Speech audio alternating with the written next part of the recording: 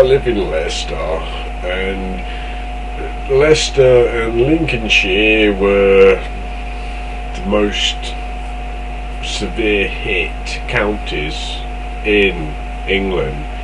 So it was 10 to 1 and I woke up and the house was shaking, and I thought to myself, oh, it's an earthquake, and went back to sleep again. Whereas it looks like you lot were thinking it was ghosts or it was God's punishing me. Oh dear. What an idiot. Oh, let's run out into the middle of the street and go, oh, what was that? And things like that, like, you lot. And I just went, oh, it's shaking. Oh, it's an earthquake.